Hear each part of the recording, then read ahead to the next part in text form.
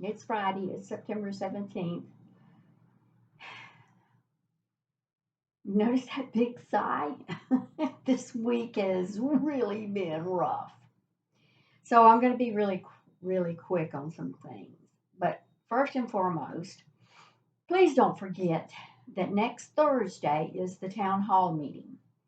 Dr. Jane Kelly, epidemiologist with the Department of Health, is going to be available to answer your questions on all things COVID, vaccination, the disease itself, and late breaking news. So, if you do have questions, we're still taking them.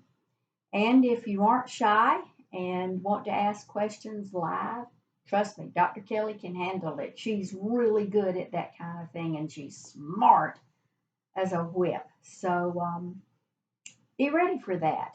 I think it's going to be very good.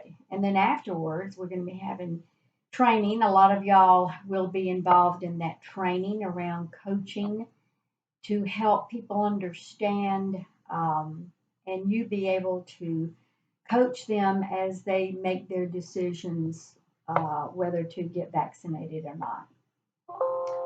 So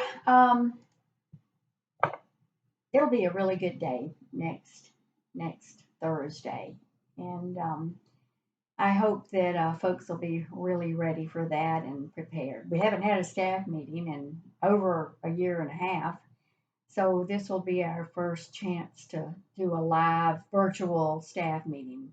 Um, and I hope it works out. We probably will have some technical difficulties and so forth, but we're working hard to be able to accomplish that. Speaking of the vaccine, I attended a meeting today by the Vaccine and Related Biologic Products Advisory Committee of the FDA. Long word.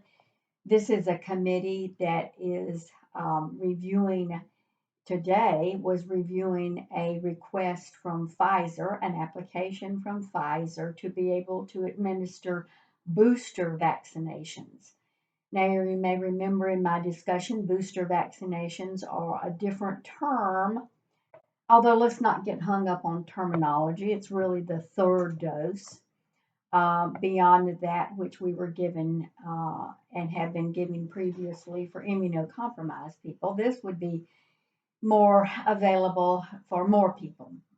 So, cut to the chase, and let me tell you what the committee approved and what the next steps will be. The committee approved on an emergency use authorization. Now that is different. Pfizer has full authorization for the first two doses, but this was an emergency use authorization, an EAU, um, for this third dose to be given when folks are 6 months post their full immunization and they are 65 and older and they are at high risk for COVID.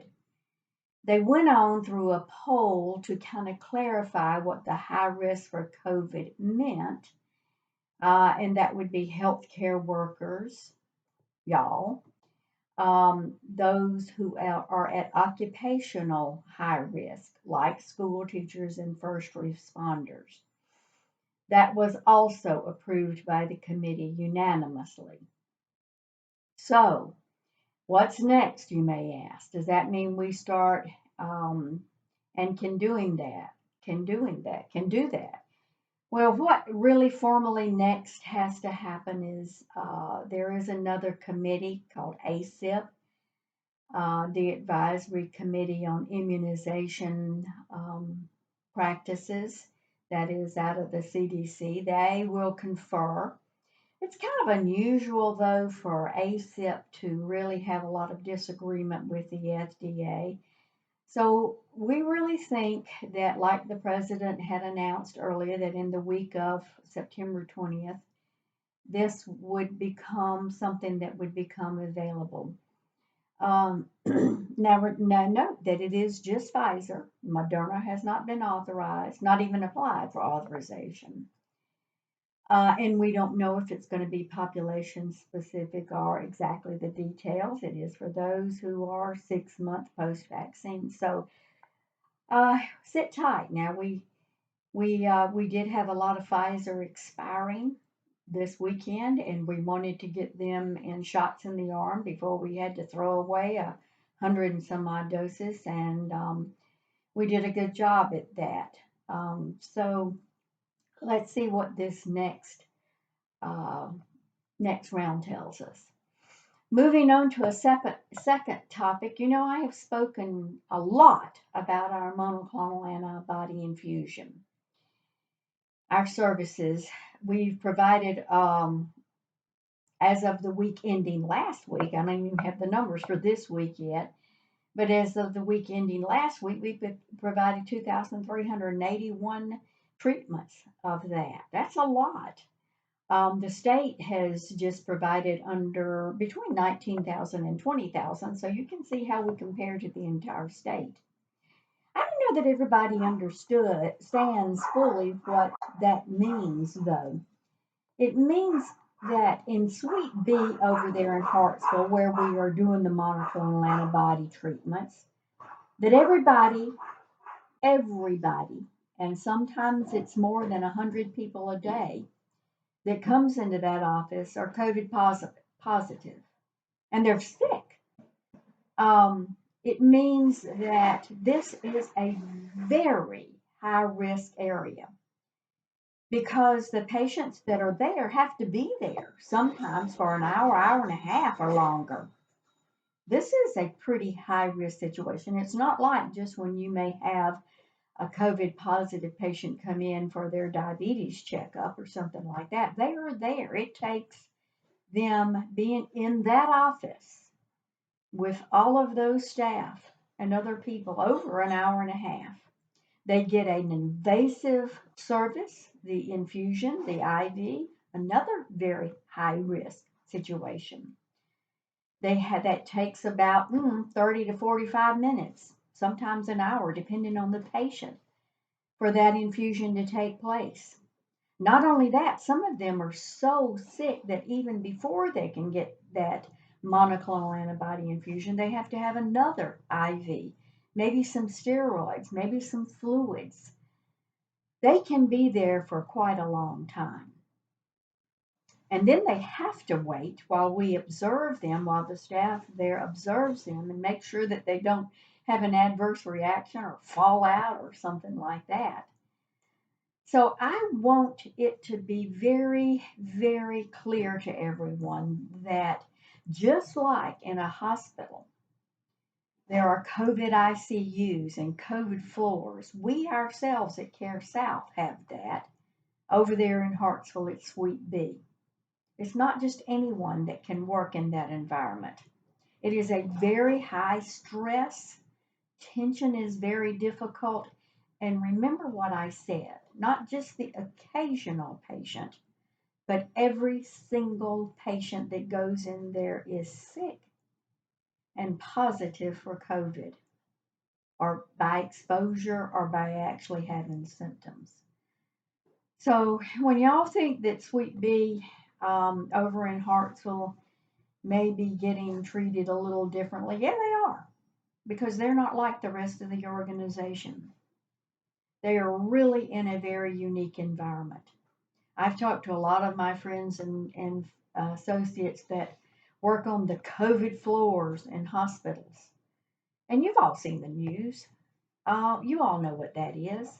This team over there at Suite B, they come in on the weekends. They come in to get this necessary infusion done before patients run out of time. There's only a small window. You can only get that infusion within a 10-day window. And now, to make things worse, we've had a very serious disruption in the product, the monoclonal infusion product. I'm not going to bore you with what the names are, but the product used to be ordered and delivered to us directly from the supplier. It went through a federal process of review, and then it came to us on a pretty consistent, regular basis directly from the supplier. At 11 a.m. Last Tuesday morning, all of that was disrupted. The feds decided that instead of that process, there was going to be another process. And the state health departments across the nation would make the decision on the dosage, the amount of doses, and who would get it. Consequently, this week we didn't even get a shipment. Now, you want to hear something really difficult to manage? That is telling patients who are waiting in line for themselves, for their loved ones who are sick, that we don't have doses, that we didn't get a shipment. That is one of the most stressful and heartbreaking things we've had to do in this whole COVID pandemic. I've had to tell patients myself, but only a couple. That team over there has had to tell hundreds of patients why they can't get the infusion. And they're sick, and they know that if they don't get the infusion, their chance of going to the hospital and what they are facing is really serious. I can't even explain the unimaginable heartbreak that that suite has faced over the last week. I've been there with them in spirit, but even for me, it has been one of the most stressful times we have faced. So, when I hear that folks don't understand what's going on with Sweet Bee, I hope you hear this and I hope you understand this. This is the Care South Carolina COVID suite. This is our COVID floor, like hospitals have. And the stress is unimaginable. The risk is much greater than the risk that we have in our regular medical offices. Please keep them in your prayers. Keep the patients that we're having to turn down. Keep the patients that we have been able to give treatments to in your prayers, because that's the only thing that's going to get us through. We don't know what we're getting next week in terms of the product. We don't know how many patients we're going to serve. We don't know what their outcomes are going to be. But I can guarantee you only one thing. Whatever happens, it's going to be stressful. So, to wrap up, don't forget Town Hall next week. Don't forget to submit your questions. You can put them anonymously in the boxes that are at the sites. You can tell your supervisor. Or, if you're brave, like I said, you can raise your hand after Dr. Kelly's presentation, and she'll answer your questions live. So, y'all, please stay safe. Be careful out there. It's really, really, really dangerous out there right now. Transmission rates are higher than ever. We don't know where we're going to end up with this pandemic. I know we're tired, but we must press on. Y'all take care. Bye bye.